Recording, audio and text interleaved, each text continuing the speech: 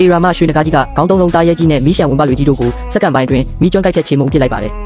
အဲ့ဒီအချိန်မှာပဲအတွင်းမြို့ကုကဲရေးစခန်းထဲကနေစောင့်ကြည့်နေတဲ့လင်းထိန်ဟာကြောက်လက်တကြားနဲ့အော်ဟစ်ပါတော့တဲ့တာရဲလိုင်းကုန်သွားပြီးအခုရန်သူကသူဖြစ်သွားပြီးမြန်မြန်လှုပ်ရှုံမှုကာကွယ်ရေးတိုင်းကာကြီးကိုအမြင့်ဆုံးထိဖွင့်လိုက်စမ်းသူကိုလုံးဝအထဲပေးဝင်လို့မဖြစ်ဘူးလို့အမိန့်ပေးလိုက်ပါတယ်အတွင်းမြို့တစ်ခုလုံးကိုအေရာမအပြာရောင်စွန့်ရင်တိုင်းကာကြီးဖုံးလွှမ်းသွားချိန်မှာတော့ချူယွမ်ကတိုင်းကာအပြင်ဘက်မှာရပ်ပြီးလင်းထိန်ကိုမေးလိုက်ပါတယ်လင်းထိန်မင်းတရားပိတ်ချလိုက်တဲ့အချိန်တုန်းကအပြင်မြို့မှာလူပေါင်းသိန်းနဲ့ချီကြံနေသေးတယ်ဆိုတာကိုစဉ်းစားမိရဲ့လား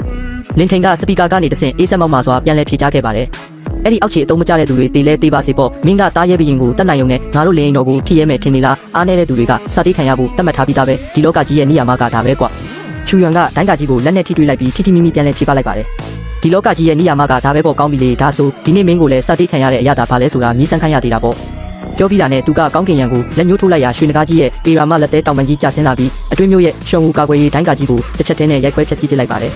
အတွင်းမြို့တရားကြီးပွင့်ထွက်သွားပြီးချူယွမ်ကအေးစေးတည်ငြိမ်စွာရှောက်ဝင်လာရင်အတွင်းမြို့ပွင့်သွားပြီလို့ပြောလိုက်ပါတယ်သူထုတ်လွှတ်ထားတဲ့ PR တွေကြောင့်လင်းထိန်နဲ့လင်းရွှေတို့ဒူးထောက်လဲကျသွားခဲ့ပါတယ်အဲ့ဒီအချိန်မှာလင်းရွှေကသူ့ကိုတေချာမော့ကြည့်ပြီးဝမ်းနဲ့တကြီးအုံငိုပါတော့တယ်ချူယွမ်တကယ်ပဲနင်ဖြစ်နေတာလားငါနင်ဒီလိုဖြစ်လာမယ်မှမသိခဲ့ဘူးအရင်ကကို့ဘာသာရွေးချယ်မှုမှားခဲ့တာပါကျွန်းအကူငါမှားသွားပါတယ်ငါတို့နှစ်ယောက်ကြားမှာစစ်ဆက်ထားတဲ့စာချုပ်ရှိသေးတယ်လေငါတို့အစကနေပြန်စားလို့ရသေးတယ်မဟုတ်လားဆိုပြီးမရှက်မကြောက်ပြန်လဲတင့်မြတ်ဖို့ကြိုးစားပါတယ်ချူယွမ်ကအေးဆက်စွာဖြင့်အဆက်ပိတ်ထားငါ့ကိုအဲ့ဒီလိုခေါ်ဖို့နင်လုံးဝမတန်ဘူးလို့ပြက်ပြက်တသားညင်းပယ်လိုက်ပါတယ်အဲ့ဒီနောက်မြေပြင်ပေါ်မှာဒူးထောက်နေရတဲ့လင်းထိန်ကမခံမရနိုင်ဖြစ်ကအော်ဟစ်ချင်းချောက်ပါတော့တယ်ချူယွမ်မင်းငါကိုမတက်ရဲဘူးငါကလင်းအိမ်တော်ဂိုင်းချုပ်ကြီးရဲ့စက်ခံသူကွာငါတို့လင်းအိမ်တော်ရဲ့ဘိုးဘေးအိုကြီးကတတိယအဆင့်တိုင်းအေဂရစ်ကွာမင်းငါကိုထိတာနဲ့ကြမ်းကြမ်းမျိုးကတက်မတော်သားတွေနဲ့အထက်တန်းလွာတွေအားလုံးကိုရန်သူအဖြစ်ကြီးညာတာပဲ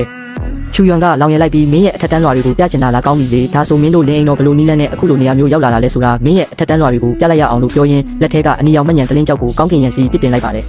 ကောင်းကင်ရံမှာအေရာမဟိုလိုဂရန်ရုပ်တံကြီးပေါ်ထွက်လာပြီးလွန်ခဲ့တဲ့10နှစ်ကလင်းအိမ်တော်ရဲ့ဘိုးဘေးအိုကြီးကချူယွမ်ရဲ့အဖိုးကိုအနောက်ကနေဓာတ်နဲ့ရဲရဲဆက်ဆက်တစ္ဆာဖောက်လုပ်ကြံခဲ့တဲ့မြင်ကွင်းကြီးပေါ်လာပါတော့တဲ့ရုပ်တံထဲမှာလင်းအိမ်တော်ဘိုးဘေးကြီးကလူသားဘရင်ကာကွယ်သူရဲ့ကံကြမ္မာနဲ့ဂုံချက်တရေကိုမင်းတို့ချူအိမ်တော်တယောက်တည်းသိမ့်ပိုက်ထားတာကြာလုံးနေပြီးအခုငါတို့လင်းအိမ်တော်အလက်ရောက်ပြီးကွာဆိုပြီးတစ္ဆာဖောက်ခဲ့တာကိုတမျိုးလုံးကပြည်သူတွေနဲ့စစ်သည်တွေအကုန်လုံးထိတ်လန့်တကြားမြင်တွေ့သွားကြပါတယ်ပြည်သူတွေကလင်းအိမ်တော်ကတစ္ဆာဖောက်ခဲ့တာပဲသူတို့ကချူအိမ်တော်ရဲ့ကံကြမ္မာကိုလူယူပြီးမှအခုလိုထိတ်တန်းနေရရောက်လာတာကိုဆိုပြီးဒေါသတကြီးကြွေးကြော်ကြပါတယ်လင်းထိန်တယောက်လုံးဝမျောလင်းချက်ကင်းမဲ့သွားပြီးပြီးအကုန်ပြီးသွားပြီလို့တီတို့ရေရွတ်နေချိန်မှာချူယွမ်ကသူ့အနာလျှောက်လာပြီးမင်းခုနကငါမင်းကိုတက်ရဲလာလို့မေးခဲ့တယ်မဟုတ်လားလို့မေးလိုက်ပါတယ်လင်းထိန်ကကြောက်လန့်တကြားကတုံကရင်နဲ့ခေါင်းတိုက်ဒူးထောက်ပြီးတောင်းပန်ပါတော့တယ်ချူယွမ်ငါမင်းကိုဒူးထောက်တောင်းပန်ပါတယ်မင်းဘာလို့ချင်လဲလို့ချင်တာအကုန်ပေးပါမယ်ချူယွမ်ကအေးဆက်ဆက်စိုက်ကြည့်ပြီး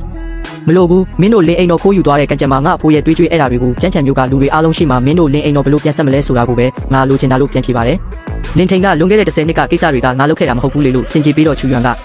ဒါဆိုခုနကတရားပိတ်ပြီးအပြင်မျိုးကအပြစ်မဲ့ပြည်သူသိန်းနဲ့ချီကိုစွန့်ပစ်ခဲ့တာဘယ်သူလဲလင်းထိန်စင်းရှင်းမဲ့အချိန်ရောက်ပြီဆိုပြီးတစ်ဖြတ်ဖို့လက်ကိုမြှောက်လိုက်ပါတော့တယ်လင်းထိန်ကမလုံးနဲ့မင်းကကိုမတက်ရဲဘူးလင်းအိမ်တော်ဘိုးဘေးအိုကြီးကမင်းကိုလုံးဝခွင့်လွှတ်မှာမဟုတ်ဘူးဆိုပြီးနောက်ဆုံးချိန်ထိတေးမင်းတမန်အော်ဟစ်တန်ကြီးနဲ့တွေးပြက်ချောက်ချားစွာအော်ဟစ်နေပါတော့တယ်